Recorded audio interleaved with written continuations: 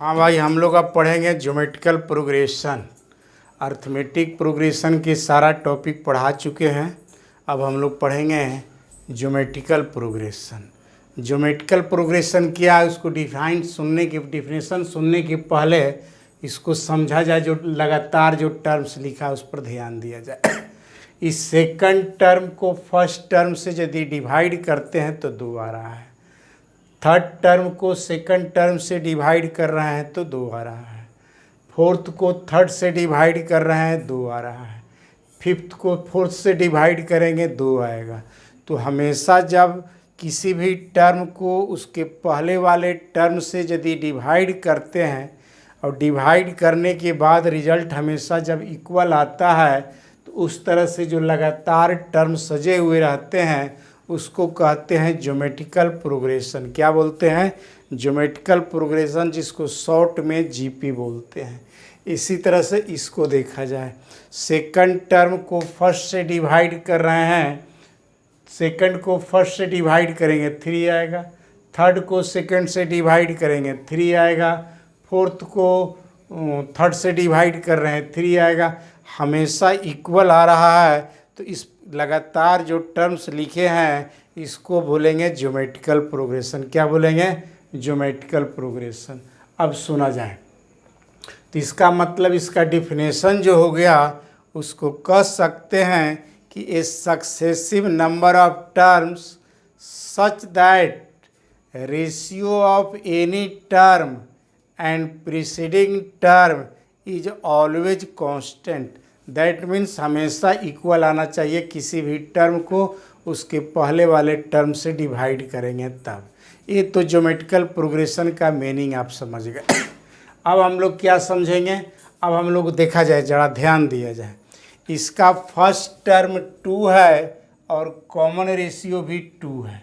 तो first term को common ratio से यदि मल्टीप्लाई कर दे रहे हैं तो सेकंड टर्म मिल जा रहा है। और सेकंड टर्म में पुनः 2 से मीन्स कॉमन रेशियो से यदि मल्टीप्लाई कर रहे हैं तो थर्ड टर्म मिल रहा है। और थर्ड टर्म में पुनः कॉमन रेशियो 2 से मल्टीप्लाई कर रहे हैं, फोर्थ मिल जा रहा है। इसी तरह से कॉमन रेशियो से यदि हम मल्टीप्लाई करते जा रहे हैं तो आगे वाला टर्म्स प्राप्त होते जा रहा है। इसमें देखिए, इसमें r=3 है और फर्स्ट टर्म a=1 है।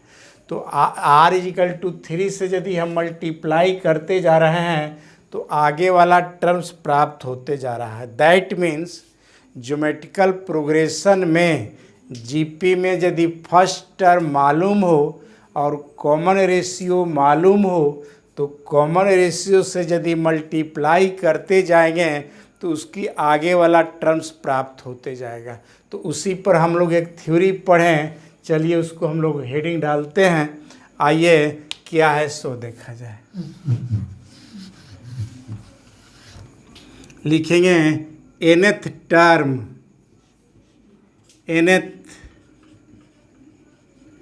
Term of a GP. GP means geometrical progression. nth term means 8वां टर्म, 10वां टर्म, 20वां टर्म। n के प्लेस पर जो भी रखेंगे वो टर्म निकल जाएगा। तो आइए इसको डिराइव करते हैं, देखा जाए। Let a first term, a first term, r common ratio, common ratio. तो यहाँ से लिखा जाए फर्स्ट टर्म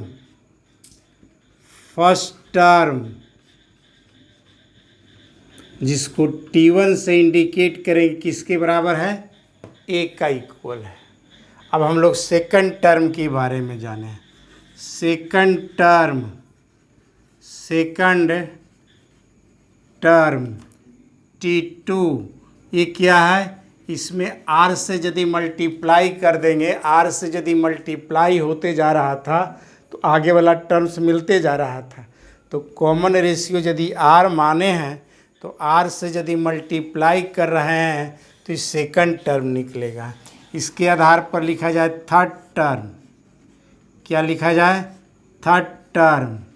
तो थर्ड टर्म T3 जो होगा पुनः इसमें R से मल्टीप्लाई होगा तो R स्क्वायर हो गया। क्या हो गया, R स्क्वायर हो गया, मीन्स AR स्क्वायर हो गया। तो इस तरह से हम लोग fifth term six term R से यदि मल्टीप्लाई करते जाएंगे तो आगे वाला टर्म्स निकलते जाएगा। देखा जाए ये थर्ड टर्म है तो इसको लिख सकते हैं AR⁻³ -1। इस सेकंड टर्म को लिख सकते हैं AR⁻² -1, मतलब सेकंड में से 1 घटा रहे हैं। फर्स्ट टर्म A जो है इसको लिख सकते हैं AR1 -1। इसी तरह से एक और यहाँ लिखते हैं फोर्थ टर्म। तो फोर्थ टर्म T4 से यदि इंडिकेट करें ये हो जाएगा, R से मल्टीप्लाई करेंगे AR3, इसको लिख सकते हैं AR⁴ -1। मतलब A और R जैसे है वैसे सभी में है। यदि चौथा टर्म निकाल रहे हैं तो 4 में से 1 घटा रहे हैं, थर्ड टर्म निकाल रहे हैं तो R पर पावर 3 में से 1 घटा दे रहे हैं, सेकंड निकाल रहे हैं तो 2 में से 1 घटा रहे हैं, 1 में से 1वां निकाल रहे हैं तो R की पावर 1 में से 1 घटा रहे हैं।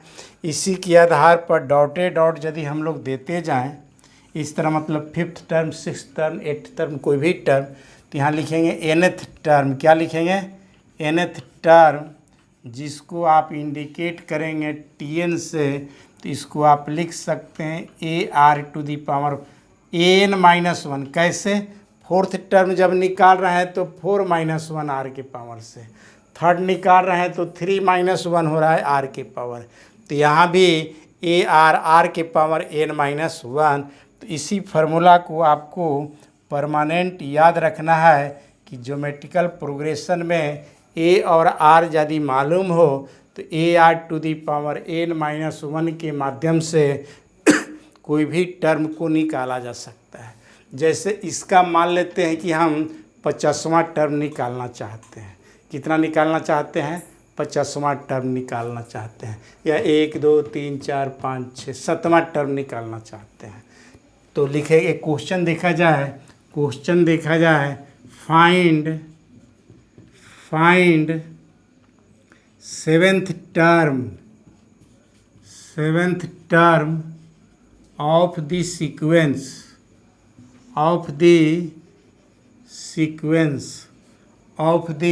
Sequence 2 4 8 dotted dot. तो A= आपको पता है 2 है, R= आपको पता है 2 है। तो T7 निकालना है। तो Tn का फार्मूला आप देखें AR⁻n-1। तो T7 यदि निकालते हैं A⁻², R⁻², 7 - 1, 2 × 2⁶। तो ये हो जाएगा, आप देखिएगा तो 64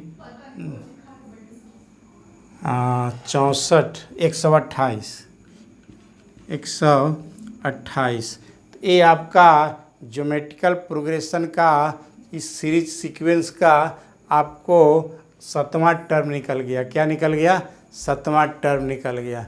तो ठीक है, अब बोर्ड साफ किया जा रहा है और आगे अब चर्चा करते हैं।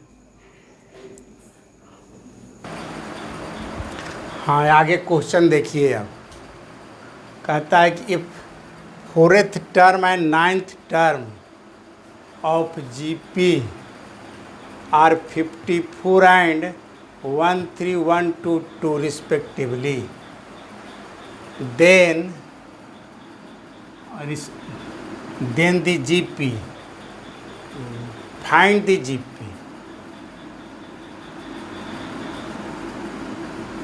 Find the GP, also find its general term. General term means nth term आपको फाइंड करना है। तो देखा जाए, एक तो आप फर्स्ट टर्म मानते हैं और R के कॉमन रेशियो मानते हैं। ये जहाँ भी लिख रहे हैं, R जहाँ भी लिख रहे हैं, एक को आपको समझना है कि फर्स्ट टर्म है और आर क्या है, कॉमन रेशियो है। तो देखा जाए T4 आपको दिया हुआ है, T4 दिया हुआ है, इसको आप लिखिएगा AR4-1 मतलब ARQ, जिसका वैल्यू दिया हुआ है 54। कितना दिया हुआ है, 54। इसके बाद नाइन्थ टर्म दिया हुआ है, कितना दिया हुआ है, नाइन्थ टर्म दिया हुआ है, फिर मिटाना पड़ेगा का, नाइन्थ टर्म दिया हुआ है 13, इसको लिखिएगा AR⁸ 13122 13122। तो इससे आप क्या कीजिए, दो रिलेशन से ए और आर पहले फाइंड कर लीजिए। क्या फाइंड कीजिए, ए एंड आर। तो देखा जाए इसको इक्वेशन नंबर 1 कर दिया जाए, इसको इक्वेशन नंबर 2 कर दिया जाए। फर्स्ट को सेकंड को फर्स्ट से डिवाइड कर दें, तो second by first, second by first, AR8 ARQ, यहाँ लिखिएगा 13122 54। ए से एक कटेगा, ये आर के पावर बचेगा 5, क्योंकि आर के पावर 3 तो कम जाएगा, कैंसिल हो जाएगा। अब इसको काटा जाए, कैसे कितना से यह किया जाए, पहले 2 से ही ट्राई करते हैं। ये हो जाएगा 27, ये हो जाएगा 27, यहाँ हो जाएगा 6 5 6 1, ऐसा हो जाएगा। अब 3 से इसको कैंसिल किया जाए, यहाँ हो जाएगा 9, यहाँ हो जाएगा 2 1, 2 बच गया, 26 हो जाएगा, 8 7 बचेगा भाई। इसके बाद पुनः 3 से काट दिया जाए, ये हो जाएगा 3 3 3 9, ये हो जाएगा 17 के 21 और 3 दूनी 6, 27 9 3 27, ऐसा हो जाएगा। फिर 3 से कैंसिल किया जाए, ये हो जाएगा आपको 2 4 3 2 4 3। That means R⁵ is equal to 243। इसको लिख सकते हैं 3 के पावर 5, 3 के पावर 5, 3 तिया 9 9 तिया 27 27 तिया 81 81 तिया 243। इसका मतलब दोनों का पावर इक्वल, इसका मतलब R is 3, R is 3। R आपको फाइंड हो गया, R आपको फाइंड हो गया। इसका मतलब R का वैल्यू अब किसी में 1 इक्वेशन में बैठा देंगे, A निकल जाएगा। लिखा जाए 1 imply, that means putting the value of R in equation 1। तो ARQ, तो R आपको आया है 3, तो यहाँ 3 बैठा दिया जाए, 54 54 54, तो यहाँ हो जाएगा A 3 तिया 9 9 तिया 27, यहाँ 54 हो जाएगा। ये 2 बार में कैंसिल हो जाएगा भाई। A = निकल गया 2, A भी निकल गया और R भी मालूम है। तो हम लोग का कहता है कि फाइंड द GP निकालना है। तो GP मतलब A में R से गुना करते चले जाएंगे तो आगे वाला टर्म्स निकल गया। A तो आपको पता है कि 2 है, कॉमन रेशियो 3 है, तो 3 से इसमें मल्टीप्लाई करेंगे तो ये हो जाएगा 6, ये हो जाएगा 6। इसमें पुनः 3 से मल्टीप्लाई करेंगे तो ये हो जाएगा 18, इसमें पुनः 3 से मल्टीप्लाई करेंगे 54। इस तरह से आपका GP निकल गया। GP निकालने के लिए कम से कम 3-4 टर्म लिखना पड़ेगा, जिससे देखते ही पता चल जाएगा कि A और R मालूम हो जाए। अब इसके बाद इसका nth जनरल टर्म निकालना है। General term means nth term, general term means nth term. तो लिखा जाए Tn = AR⁴n-1, A आपका 2 है, R आपका 3 है, R आपका 3 है, n-1। तो Tn = जनरल टर्म निकल गया 3 दूनी 6 मत पढ़ दीजिएगा, 2 अलग है, 3 के पावर n-1 है, 2 × 3 टू दी पावर n-1। ये आपका इसका जनरल टर्म निकल गया। अब इससे होगा क्या कि कोई कह दिया कि 10वां टर्म निकालिए, तो इसी में n के प्लेस पर 10 बैठा देंगे, 10 बैठा देंगे तो 10वां टर्म 10वां टर्म निकल जाएगा। ठीक है, तो और आगे बताते हैं, हाँ आगे क्वेश्चन देखा जाए। कहता है कि the 4th 7th and 10th term of GP are ABC, that means चौथा टर्म A है, 7वां टर्म B है और 10वां टर्म C है। तो प्रूफ करना है कि B² = AC हुआ। एकदम इजी है, टेंशन मत लीजिए। देखा जाए 4th टर्म T4, देखा जाए यहाँ 4th टर्म स्मॉल a है, तो यहाँ क्या दिमाग में रखना है कि फर्स्ट टर्म A को कैपिटल A मान लिया जाए यहाँ, और कॉमन रेशियो R को कैपिटल R मान लिया जाए, क्योंकि इस A में कन्फ्यूजन हो जाएगा। तो चौथा टर्म को निकालेंगे तो लिखेंगे AR 4 - 1 दैट मीन्स 3, और इसका वैल्यू दिया हुआ है A।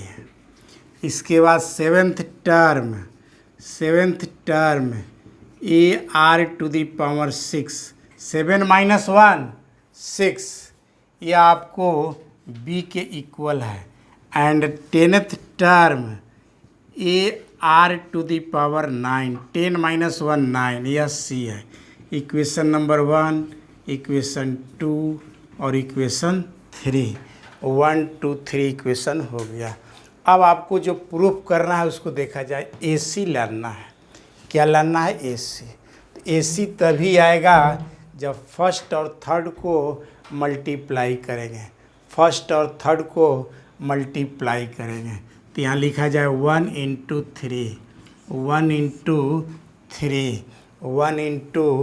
3, तो यहाँ देखा जाए इसको और इसको जब मल्टीप्लाई करेंगे तो A और A में मल्टीप्लाई हो जाएगा, A² हो जाएगा। R के पावर 9 और R के पावर 3 में मल्टीप्लाई होगा तो R की पावर हो जाएगा, गुना में पावर इंटू में पावर ऐड होगा, तो 9 और 3 12 12, R⁴ 12 यहाँ A × C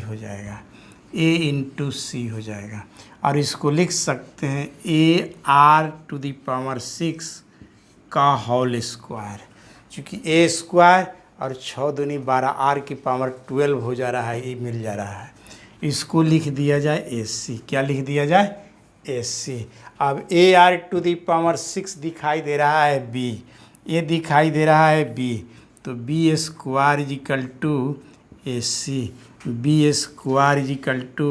AC। तो ठीक है, इतना आप लोग पढ़िए, तो आगे वीडियो में तैयार करेंगे, और आप लोग लाइक सब्सक्राइब शेयर किया करें। इसमें आप लोग भाई कंजूसाई कर रहे हैं, आप लोग इसको समझिए और इसको शेयर करें, सब्सक्राइब करें। ठीक है, अगला वीडियो अब तैयार होगा।